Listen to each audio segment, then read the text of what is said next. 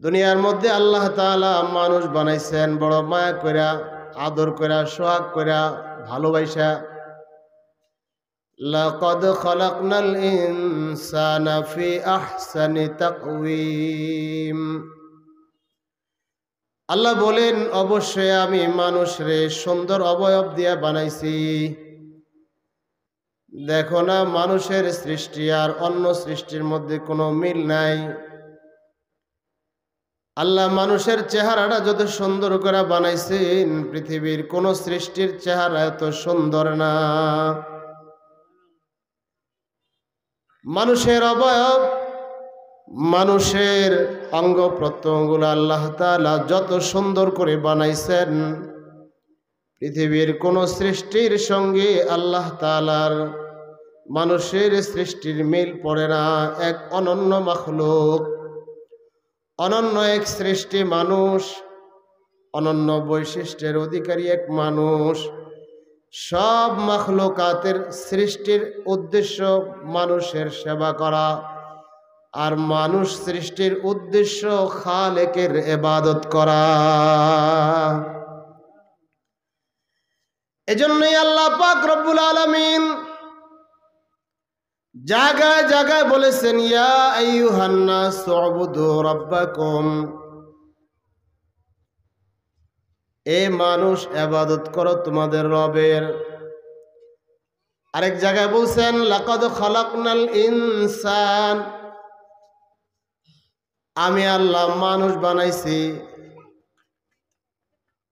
আরেক জায়গায় বলেছেন, ওয়ামা খালাকতুল জিন্না ওয়াল ইনসা ইল্লা লিয়াবুদুন, আমি আল্লাহ জিন জাতি মানব বানাইছি আমার ইবাদত করার জন্য। দোস্ত, এই কথাটা আমরা বুঝলাম, আল্লাহ আমাদেরকে বানাইছেন তার ইবাদতের জন্য, আর কায়নাত সৃষ্টি করেছেন আমাদের সেবার জন্য। জোরে জোরে বলেন সুবহানাল্লাহ। এ কথা পরিষ্কার হয়ে গেল, কায়নাতের সব মাওলা বানাইছেন আমাদের সেবার জন্য, আর আমাদের বানাইছেন আল্লাহর ইবাদতের জন্য। দোস্ত, আমরা যদি একটু খেয়াল করি, চিন্তা করি, আমি কই আল্লাহর বিধান কই। দেখেন না, মাগরিবের নামাজের সময় আজান হয়েছে, মাইকের আওয়াজ কত দূর গিয়েছে, কিন্তু কতজন বান্দা আল্লাহর ইবাদতে মাগরিবের নামাজে শরীক হয়েছে? সবাই তো আল্লাহর বান্দা। আল্লাহ সবাইরে বানাইছেন জান্নাত দেওয়ার লেগে, জাহান্নাম দেওয়ার লেগে না। মানুষরে আল্লাহ কত প্যার করেন, ভালোবাসেন। আল্লাহ বলেন, এ বনি আদম, আমি তোরে জাহান্নাম দেওয়ার লেগে বানাই নাই, জান্নাত দেওয়ার লেগে বানাইছি। আল্লাহ তাআলা সাইয়েদনা মুসা আলাইহিস সালাতু ওয়াস সালাম, মুসা আলাইহিস সালাতু ওয়াস সালাম ফসল করলেন। ফসল করার পরে ধানগুলা ঘরে নিয়ে গেলেন, চিটাগুলা বাইরে ফালাই দিলেন। আল্লাহ বলেন, মুসা, সবগুলোর পিছনেই তো তোমার মেহনত আছে, ধান ঘরে নিলা, চিটাটা বাইরে ফালাই দিলা কেন? আল্লাহ, চিটা কোনো কাজে লাগে না, এটা বেহুদা। যেটা কাজে লাগে, যেটা খাবার উপযুক্ত, এটা আমি ঘরে উঠায় নিছি। আল্লাহ বলে, এ মুসা, আমারও বান্দা বান্দির মধ্যে কিছু চিটার মতো বান্দা বান্দি আছে, এটা আমার কাজে লাগে না। তুমি যেমন চিটারে বাইরে ফালাই দিছো, আমি ওই চিটা মানুষটারে জাহান্নামে ফালাই দিব, আর যেটা দানের মতো দামি ঈমানওয়ালা, এইটারে আমি জান্নাতের মালিক বানায় দিব। সুবহানাল্লাহ। হয় নাই? জোরে করে এখন সুবহানাল্লাহ।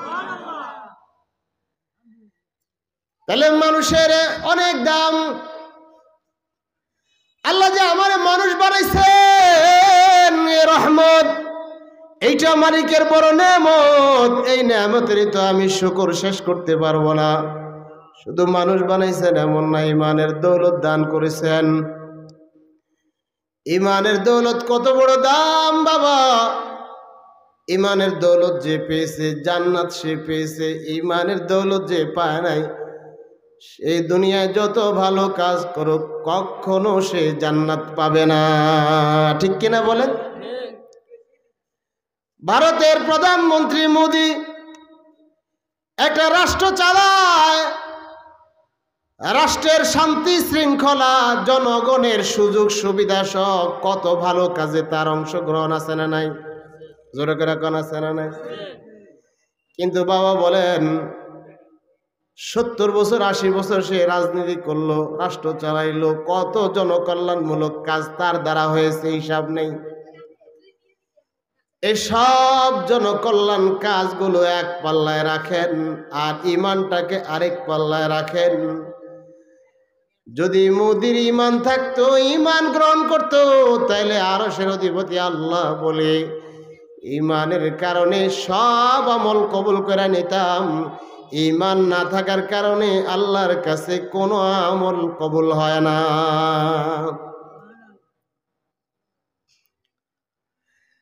এজন্য আল্লাহ আমাদেরকে ইমানের দৌলত দান করেছেন, এটা আলহামদুলিল্লাহ।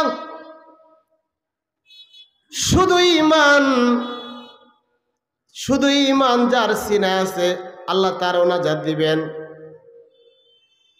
কিন্তু কেউ যদি আল্লাহ তাআলার ডাইরেক্ট জান্নাত চায়, আল্লাহর মর্যাদা চায়, জান্নাতে তার মর্যাদা বৃদ্ধি পাক, সবার আগে সে জান্নাতে যাক, সবার আগে আল্লাহর কাছে সে দামি হোক, তাইলে বাবা শুধু ইমানের উপরে নির্ভর থাকলে হয় না। আল্লাহর ইবাদত বন্দেগী, আল্লাহর হুকুম আহকাম মানা লাগে না? লাগে না? আল্লাহর হুকুম আহকাম মানা লাগে। আল্লাহর হুকুম আহকাম গুলো সময়ের সাথে সম্পর্কিত, সময়ের সঙ্গে যুক্ত। দেখেন না 5 ওয়াক্ত নামাজ সময়ের সাথে সম্পর্ক।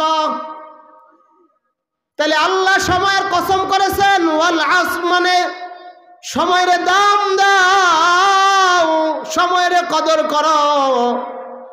সময়ের কসম করলাম, সময়ের দাম দাও।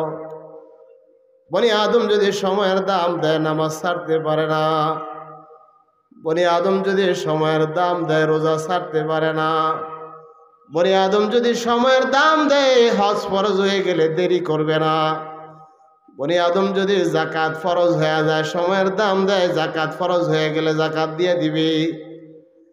বনি আদম যদি আল্লাহর ভয়, আল্লাহর মারিফত আর মুহাব্বত যদি হৃদয়ে থাকে, এলে আল্লাহর পক্ষ থেকে বান্দারে যখন যা অর্ডার করেছেন, আদেশ করেছেন মানবে, যা নিষেধ করেছেন তা ছাড়বে। কারণ হইল ইমানদারের কাছে সময়ের সবচেয়ে দাম।